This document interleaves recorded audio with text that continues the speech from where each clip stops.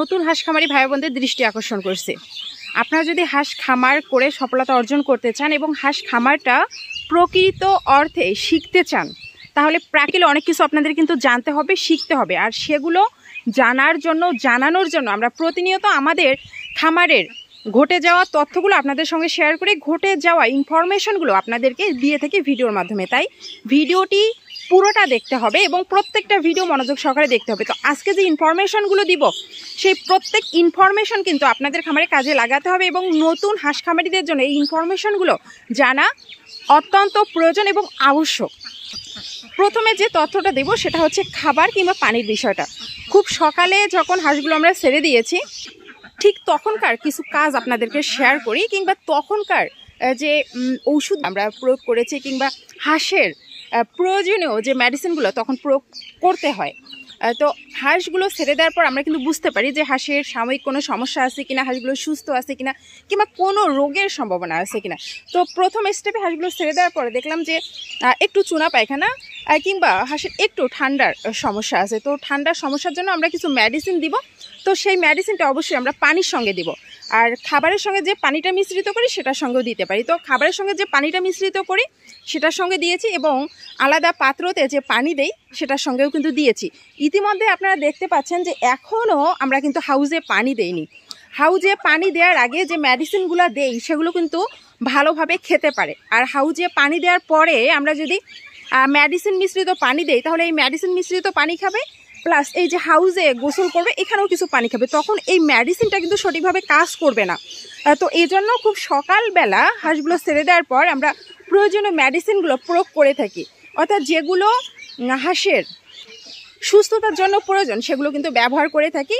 এবং সারাদিন আমরা যে মেডিসিনগুলো ব্যবহার করে থাকি সেগুলো ম্যাক্সিমাম সময় আমরা কি সকাল, বিকাল কিংবা রাত্রে ব্যবহার করি। দুপুরে আমরা একটা মেডিসিন মাত্র ব্যবহার করি এবং যদি বেশি প্রয়োজন হয় তাহলে আমরা খাবারের সঙ্গে ব্যবহার করি এবং পানির সঙ্গে ব্যবহার করি। কিন্তু সেই সময়ে আসলে পানিটা সঠিকভাবে খেতে পারে না কিংবা মেডিসিনের কাজ সঠিকভাবে হয়নি। কিন্তু অনেক সময় হচ্ছে বাধ্য হয়ে দুপুরবেলাও আমাদের মেডিসিন দিতে হয়, কিংবা যখন হাউজে পানি দিই তখনও মেডিসিন দিতে হয়। তো এখন যে মেডিসিন মিশ্রিত পানি দিয়েছি, খাবার দিয়েছি, খাবার তো অল টাইম থাকবে, খাবারে কোনো প্রবলেম নাই, কিন্তু যে মেডিসিন মিশ্রিত পানি দিয়েছি এগুলো শেষ করবে। শেষ করার পরে আমরা কিন্তু এই হাউজে পানি দিব। আর খুব সকালে যেহেতু আমরা এখন ঠান্ডার কারণে হাউজে পানি দেই না, হাউজের ব্যাপারে একটু শেয়ার করি। আপনারা যারা বদ্ধভাবে হাঁস খামার করতে চাচ্ছেন তারা কিন্তু এই যে হাউজের ব্যাপারটা একটু বুঝতে পারে না, কীভাবে হাউস করবেন। অনেকেই কিন্তু এই হাউস করাতে নানা ধরনের ভুল করে ফেলেন। অনেকেই বুঝতে পারে না কত ফিট বাই কত ফিট হাউস করবেন, লম্বাটে হাউস করবেন কিনা, কিংবা আমাদের মতো হাউস করলে কি সুবিধা কি অসুবিধা। তো তাদের উদ্দেশ্যে একটু আমি দেখাই। আমরা যে হাউস করেছি, আমরা একাধিকটা হাউস করেছি, এখন 2টা হাউস আমাদের সচল আছে, কিন্তু এই যে দৈর্ঘ্য, প্রস্থ কিংবা উচ্চতার দিক দিয়ে অনেকেই ভুল করেন। আমাদের হাউসটা কিন্তু 8 ফিট বাই 8 ফিট, উচ্চতা একদিকে 2.5 ফিট, আরেকদিকে কিন্তু 2 ফিট। তো অনেকেই এই যে 2 ফিট কিংবা 2.5 ফিট ঠিক করেন, কিন্তু হাঁস যে ওঠা নামার জন্য সুন্দর সচল জায়গা দরকার সেটা কিন্তু বুঝতে পারে না। এই যে আমরা একদিকে 2.5 ফিট আর একদিকে 2 ফিট হাউসটা করেছি, এইভাবে যদি রেখে দিতাম তাহলে কিন্তু হাঁস হয়তো বা নামতে পারতো ঠিকভাবে, কিন্তু ওঠার সময় হাঁসের শরীরে কিন্তু আঘাত লাগতো আর এ থেকে ডিম কিন্তু নষ্ট হয়ে যেত। তো আমরা দেখেন যে এখানে কিন্তু একটা সিঁড়ির ব্যবস্থা করেছি, এই সিঁড়ি দিয়ে হাঁস কিন্তু অনায়াসে নামতে পারে এবং অনায়াসে উঠতে পারে। তো নামার জন্য তেমন কোনো প্রবলেম হয় না, কিন্তু ওঠার জন্য এইরকম একটা সচল জায়গা আপনি যদি সুন্দরভাবে তৈরি করতে পারেন তাহলে এই যে হাউজের পানি ব্যবহারের জন্য হাঁসের কোনো প্রবলেম হবে না। অর্থাৎ ডিম পাড়া হাঁস, যেহেতু ডিম পাড়া হাঁসকে কিন্তু সব সময় সতর্কভাবে পালন করতে হবে। প্রতিদিন হাঁসের চলাফেরার স্থানে যদি উঁচু নিচু জায়গা থাকে, হাঁস চলাচলে যদি ব্যাঘাত ঘটে, এক্ষেত্রে কিন্তু নরম ডিম পারতে পারে। অনেকেই বুঝতে পারে না যে হাঁসের খামারে কেন নরম ডিম পারছে। হাঁসের খামারে নরম ডিম পারার জন্য শুধু ভিটামিনের ঘাটতি নয়, এই সকল ঘাটতিও কিন্তু কাজ করে। এই সকল সমস্যার কারণে হাঁসের ডিম নরম পারতে পারে। তো এই যে দেখেন আমরা কিন্তু হাউজের মধ্যে এরকম সিঁড়ি দিয়েছি, আপনারা এই সিঁড়িটা অবশ্যই দিবেন। আর এই সিঁড়ির মাধ্যমে হাঁস কিন্তু সুন্দরভাবে উঠতে পারছে, হাঁসের কোনো প্রবলেম হচ্ছে না, হাঁসের শরীরে কোনো আঘাত লাগছে না। তো এক পাশে আমরা 2.5 ফিট করেছি, এক পাশে 2 ফিট করেছি, এবং যেখানে 2 ফিট করেছি সামন সাইডে সেখানে কিন্তু একটা সিঁড়ির ব্যবস্থা করেছি। আর হাঁসের শরীরের যে পানিটা থাকে, অর্থাৎ হাউসে তো গোসল করে, গোসল করার পরে হাঁস যখন হাউস থেকে নেমে আসে কিংবা হাউস থেকে উপরে ওঠে, তখন কিন্তু হাঁসের শরীরে একটা পানি থাকে, সেটা ঝেড়ে ফেলতে গিয়ে হাঁস সেই জায়গাটা অপরিষ্কার করে ফেলে, সেই জায়গাটা পানি দিয়ে নোংরা করে ফেলে। এজন্য হাঁস উঠে যেন শরীরটা ঝাড়তে পারে, আর এই শরীর ঝাড়ার পানিটা যেন পুরো খামারে ছড়িয়ে না যায়, এজন্য আমরা কিন্তু এখানে বিটের মাধ্যমে একটা জায়গা করে দিয়েছি, এটাও কিন্তু প্লাস্টার করেছি। তো হাঁস উঠে এখানে শরীর ঝাড়তে পারে, তারপর কিন্তু হাঁস এই যে বিচরণের যে জায়গা আছে এটা কিন্তু একেবারে কাছে, এখানে নামতে পারে। তো আপনারাও কিন্তু এভাবে হাউস তৈরি করতে পারেন। এরকম কোনো বিষয় নাই যে আপনারা আমাদের মতোই হাউস তৈরি করবেন, তবে একটা বিষয় খেয়াল করবেন, হাঁস যেখানে গোসল করে সেখানে পানি অপসারণের ব্যবস্থা যেন ঠিক থাকে। আরেকটা বিষয় আপনাদেরকে দেখানো হয়নি, যে এই যে হাউসের পানি কিন্তু বারবার নোংরা হয়ে যায়, এই নোংরা পানিটা আমরা কি বালতি দিয়ে সেকে সেকে ফেলে দিব? এটা কিন্তু সম্ভব না। কিংবা প্রতিদিন যদি এই পানিটা অপসারণ না করি, পরিষ্কার না করি, সেক্ষেত্রেও কিন্তু প্রবলেম হতে পারে। তাই এই যে হাউসের পানি এখন কিন্তু দেখেন যে হাউসটা মোটামুটি কালকে আমি গত রাত্রে পরিষ্কার করেছি, তারপর হাঁস এখানে যেহেতু চলাফেরা করছে আমি কিন্তু পরিষ্কার করছি। তো এই অবস্থায় আমি ভিডিও ক্রিয়েট করছি।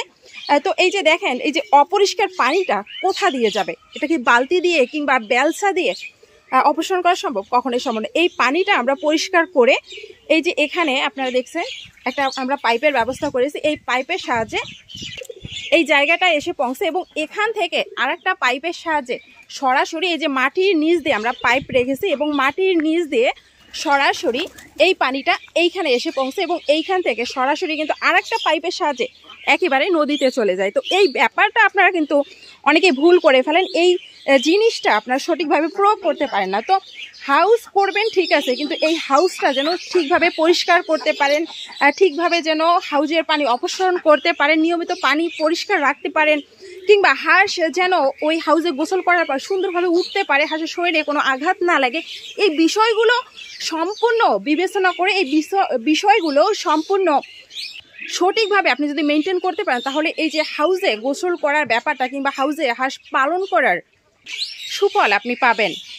তো যারা অলরেডি হাউস করে ফেলেছেন, যারা ভুল করে ফেলেছেন, তারা আসলে ভুল করেছেন, কিন্তু যারা এখন হাউস করেননি কিংবা বদ্ধভাবে হাঁস পালন করতে চাচ্ছেন, তাদের বলবো প্রত্যেকটা বিষয় আপনাদের জন্য গুরুত্বপূর্ণ। আমরা যে বিষয়গুলো নিয়ে ভিডিও আপলোড করি প্রতিনিয়ত, আমাদের খামারের অভিজ্ঞতাকে আপনাদের সঙ্গে শেয়ার করি, আমাদের খামারে ঘটে যাওয়া প্রবলেমগুলো আপনাদের সঙ্গে শেয়ার করি, যাতে করে সেই প্রবলেমগুলো সম্পর্কে আপনারা জ্ঞান লাভ করতে পারেন, সেই প্রবলেমগুলো সঠিকভাবে সলিউশন করতে পারেন।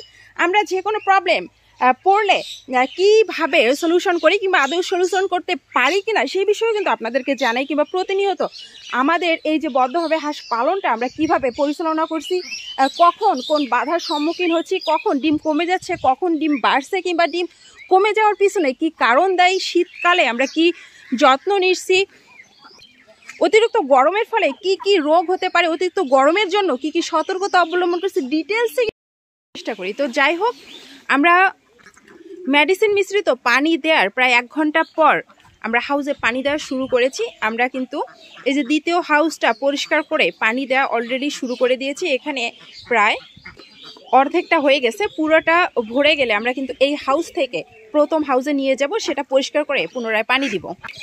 তো এই খামারে যেহেতু 600 হাঁস থাকে, 600 হাঁসের জন্য 8 ফিট বাই 8 ফিট দুটো হাউস আমরা ব্যবহার করছি। আর এই দুটো হাউসের পানি কিন্তু একবার দিয়ে সারাদিন রেখে দেওয়া সম্ভব না। আমরা কিন্তু সকালবেলা দেই, 11টার দিকে পানি দেই, এবং হচ্ছে 1টা কিংবা 1:30টার দিকে পানি আমরা ফেলে দেই, আবার হাউসটা পরিষ্কার করি, আবার কিন্তু পুনরায় পানি দেই, অর্থাৎ 2বার পানি পরিবর্তন করি।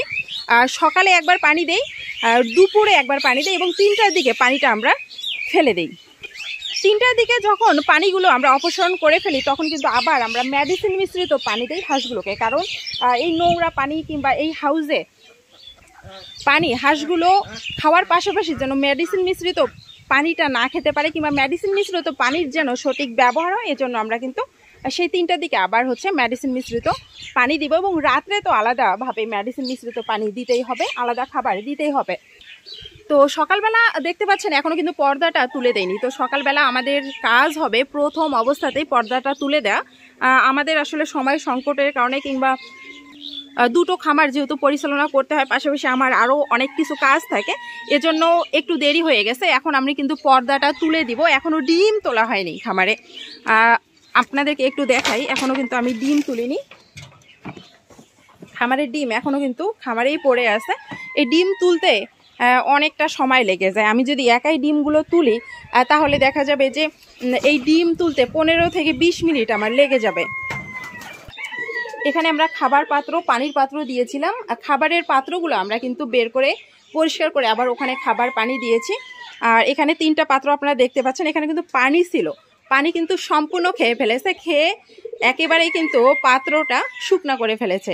আর এখানে দেখতে পাচ্ছেন পাত্রতেও কিন্তু কিছুটা ডিম দিয়েছে। সবচেয়ে মজার বিষয়, এখন ডিমগুলো অনেক পরিষ্কার ভাবে আমরা খামার থেকে উত্তোলন করতে পারছি। খামারের ডিম আলাদাভাবে পরিষ্কার করতে অনেকটাই সময় লেগে যেত। এখন একেবারে ফ্রেশ সুন্দর ডিম আমরা পাচ্ছি এবং এই ডিমগুলো একেবারেই আমরা ট্রেতে তুলে বিক্রি করতে পারছি। কিছু আমরা খড় দিয়েছি, খড়ের পরিমাণটা অনেক কম হয়ে গেছে, আবার খড় দিতে হবে। তো আরেকটা মেসেজ দেওয়া হয়নি, যারা নতুন আসছেন তাদের জন্য এই মেসেজটা থাকবে। আমাদের কর্মজীবনে যারা সদস্য আছেন, অর্থাৎ যারা সাবস্ক্রাইব করে আমাদের নিয়মিত ভিডিওগুলো দেখছেন, আপনারা যদি নতুন হয়ে থাকেন আপনারাও সাবস্ক্রাইব করে আমাদের পরিবারের সদস্য হতে পারেন। তবে আপনাদের নিয়ে আমরা কিন্তু একটা গ্রুপ খুলেছি, নিয়ে আমরা একটা হোয়াটসঅ্যাপ গ্রুপ খুলেছি। সেই গ্রুপে অনেক খামারি ভাই বোনেরা আছেন। আপনি ওখানে যে কোনো তথ্য কিংবা পরামর্শ পেতে পারেন, কিংবা আপনার ইমার্জেন্সি যদি কোনো খামারের প্রবলেম হয় সেখানে যেহেতু অনেক খামারি ভাই বোনেরা থাকে তাদের সঙ্গে শেয়ার করতে পারেন, তাদের কাছে পরামর্শ নিতে পারেন এবং সেখানে আমি সবসময় অ্যাক্টিভ থাকি। আর সেই গ্রুপে জয়েন করার পর কিছু নিয়ম আছে, সেই নিয়মটা অবশ্যই আপনারা জানতে পারবেন। আর এই গ্রুপে জয়েন হওয়ার জন্য এই ভিডিওর কমেন্ট বক্সে অবশ্যই আপনার হোয়াটসঅ্যাপ নাম্বারটা দিয়ে দেবেন আপনাদেরকে, যারা ইচ্ছুক সেই গ্রুপে জয়েন হওয়ার জন্য, যারা হাঁস খামারটা শিখতে চান, জানতে চান, তারা তাদের হোয়াটসঅ্যাপ নাম্বার এখানে দিয়ে দিতে পারেন। আমি অবশ্যই আপনাকে সেই গ্রুপে অ্যাড করে দিব। অবশ্যই আপনার নাম ঠিকানাটাও বলে দিবেন। তো ধন্যবাদ সবাইকে এতক্ষণ ধরে ভিডিওটি দেখার জন্য।